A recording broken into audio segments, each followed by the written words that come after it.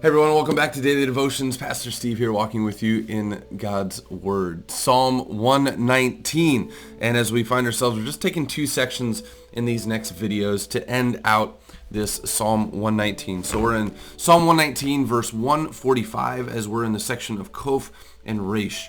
Qoph and Resh. And what this is, again, being able to deliver to us is actually that word. And that is deliver me, O God. Help me, O God.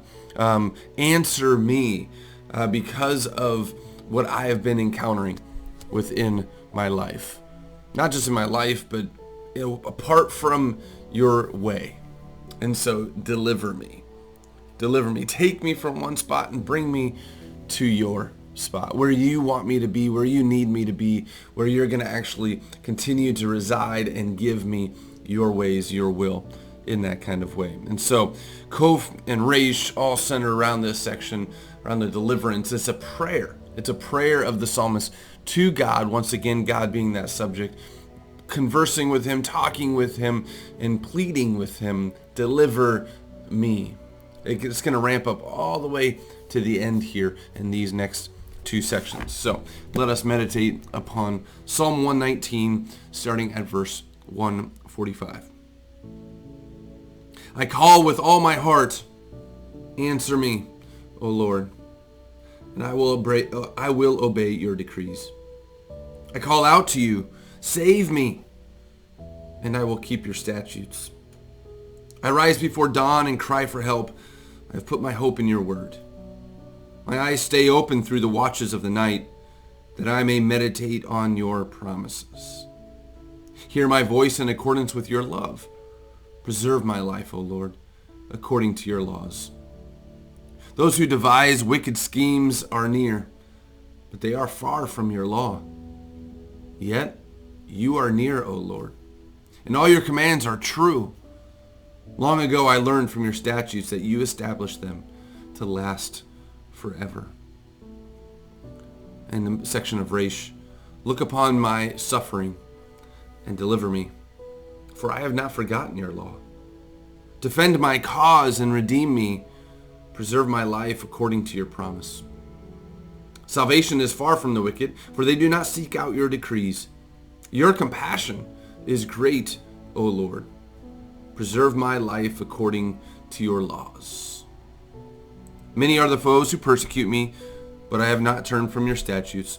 I look on the faithless with loathing, for they do not obey your word. See how I love your precepts? Preserve my life, O Lord, according to your love. All your words are true, and all your righteous laws are eternal. Did you see that connection there in those last sentences of those last two sections where it says, long ago I learned from your statutes that you established them to last forever, and all your words are true, and all your righteous laws are eternal, forever. Which way do you want to be? Which place do you want to be? Spot do you want to be? Eternal, forever? Or the waves of seasons, never going to be eternal, never going to be last forever? That's the way of this world. But the way of God, his statutes, his decrees, his righteousness, forever, eternal. And so that's why we can call out to God, as it says here, with our whole hearts. That's why we can call out to God and being able to know that he hears us. That way we call out to God, that we say, set us on the path. Bring us back to those decrees, statutes, and laws, your way, your word, that lasts forever. It's not going to be here and then gone, but it's rather going to direct, it's going to guide day after day into my eternity.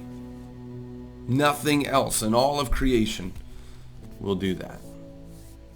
Deliver me, rescue me, look upon my suffering. It doesn't mean to take away the suffering. It actually says look upon the suffering. It's happening. That's just the reality of our lives, that there is going to be suffering, but deliver me from that suffering. That suffering is going to touch me for a little bit of that season, but your word endures forever. I know that my suffering isn't going to be eternal, isn't going to be forever, so I ask for your deliverance in time now. within that suffering, as you look upon that suffering, deliver me. Guide me in the midst of that deliverance, in the midst of oppression, in the midst of suffering, in the midst of life. Deliver me, direct me, because I know this of you, O Lord. Your compassion is great. And just whenever I see that word, I just have to, and it might get laborious a lot of times for me to say this over and over again, but compassion. That word, when you split it apart, a great Latin word, but being able to say compassion is to, passion is suffer, and com is with.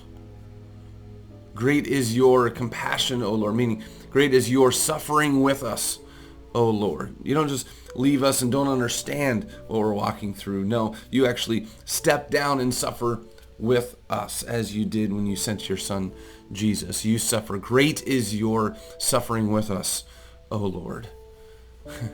For it directs my eyes. It actually connects us, knowing full well you understand what I'm walking through. You understand the deliverance that is needed. You understand my suffering. You understand the ways of my life. And I'm asking you in this conversation, as you as the subject, deliver me, help me, bring me from this place to a spot that you have for me. That's all centered around your righteousness and your law and your word. It's going to last forever. Your word endures forever. Your righteous statutes, you've established them to last forever. They're not going anywhere. So may I not go anywhere other than the way of your word, the way of your righteousness, so I can walk in that incredible compassion that you have for your people, that just continues to get us to utter day after day.